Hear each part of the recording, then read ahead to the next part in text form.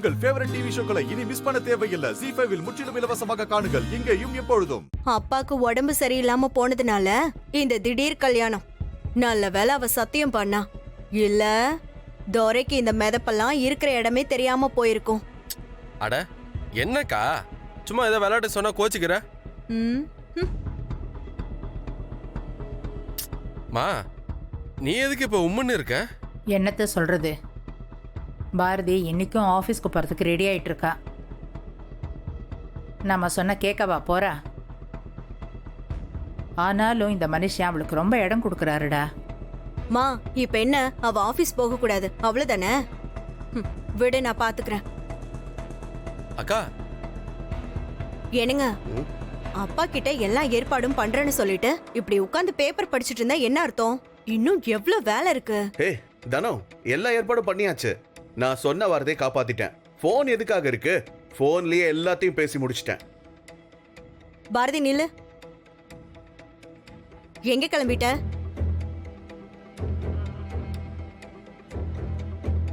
ஆஃபீஸ்க்கு. அம்மா தாயே, உன் கடமை உணர்ச்சிக்கு ஒரு அளவே இல்லைன்னு எனக்கு தெரியும். கல்யாணத்தை பக்கத்துல வச்சுக்கிட்டு இப்ப ஆபீஸ் போலான்னு யார் அழுதா?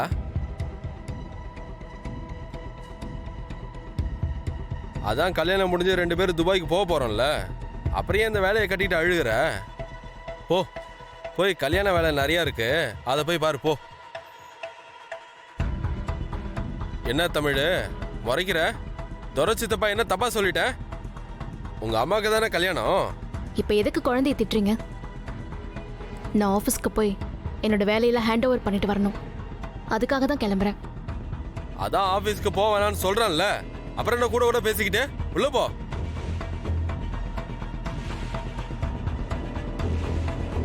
நிறுத்துடா.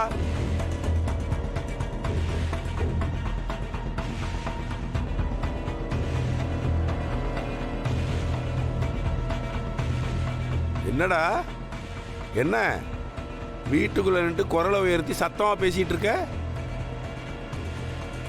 என்ன கல்யாணம் முடிவானதும் கொம்பு முளைச்சு போச்சா உனக்கு?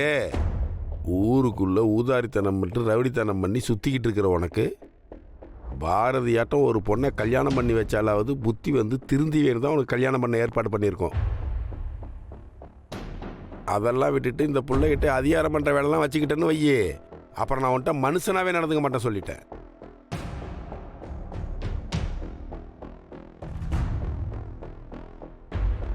என்னடா சத்தம் ரொம்ப ஓவரா இருக்கு? இங்க பார், நம்மளை கேட்க ஆள் இல்லைன்னு நினைச்சிட்டு ரொம்ப ஆட்டம் போட்ட தோலை உரிச்சு போடுவேன், ஜாக்கிரதை. ஏதோ உங்க அம்மா நீ உருப்பாம போயிட்டு இருக்க, உனக்கு கல்யாணம் பண்ணி வச்சா நீ திருந்தி உருப்பிட்டுருவன்னு பொழுதா பொழுதேனிக்கு சொல்லி அழுது புலம்பிக்கிட்டு இருந்தா. அந்த ஒரு காரணத்துக்காக மட்டும்தான் இந்த கல்யாணத்துக்கு நான் ஒத்துக்கிட்டேன். அதெல்லாம் விட்டுட்டு சண்டியர்தனம் பண்ணிக்கிட்டு வீட்டில் சுத்திட்டு இருந்தேன்னு வையே, இந்த நிமிஷம் இப்ப கல்யாணத்தை நிறுத்திடுவேன், ஜாக்கிரதை.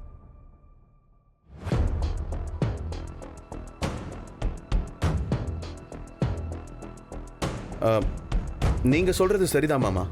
உங்களுக்கு தெரியாதா? எங்க எப்படி நடந்துக்கணும்னு அவனுக்கு இன்னும் கூட தெரியாது மாமா. என்ன தோற? ஆமாப்பா, மன்னிச்சிருங்கப்பா. நான் அந்த அர்த்தத்தில் பேசல. கல்யாணத்தை வச்சுக்கிட்டு எதுக்கு ஆஃபீஸ் போகணுன்னு யதார்த்தமாக தான்ப்பா கேட்டேன். நீ எந்த அர்த்தத்தில் கேட்டேன்னு எனக்கு தெரியும். உன் யதார்த்தத்தையும் நான் பார்த்தேன், கேட்டேன்.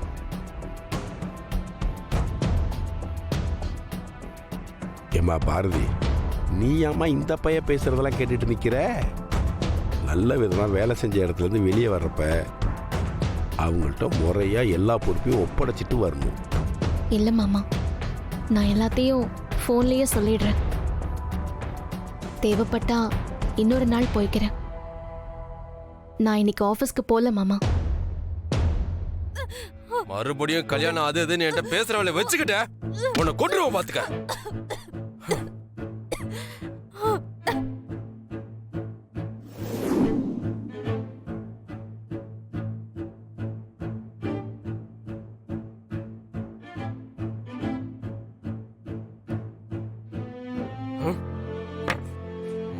உன்னை சாவடிச்சிருவோண்டி.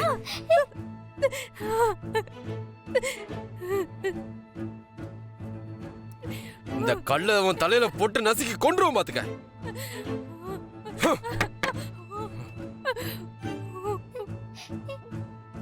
ஏண்டி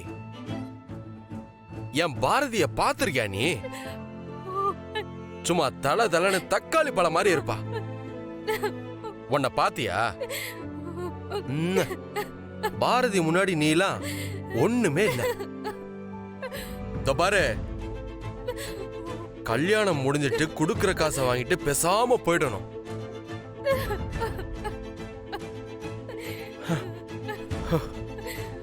இங்க பாரு, நீ ஒன்னும் கவலைப்படாத.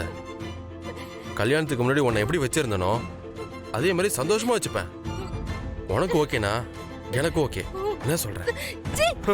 ஏய், இவ்ளோ கேவலமா பேசுற. கடைசியில என்ன கொலை பண்ற அளவுக்கு துணிஞ்சிட்டல. முகத்துல எல்லாம் முழிக்கிறதே பாவம்.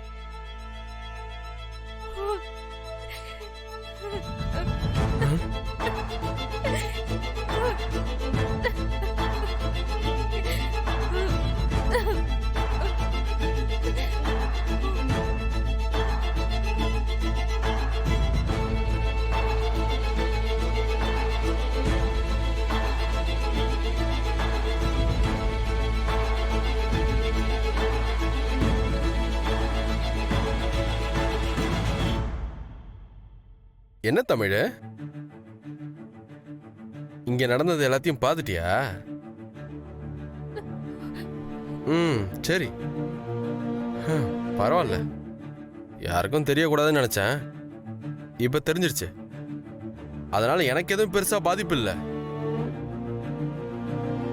ஏன் தெரியுமா?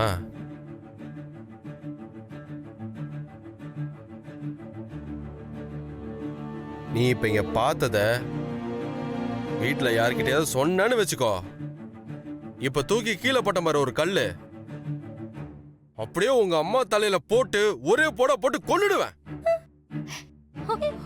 தமிழு, உனக்கு உங்க அம்மா உயிரோட இருக்கணும்னா இங்க பார்த்த விஷயத்த யார்கிட்டயும் மூச்சு விடக்கூடாது.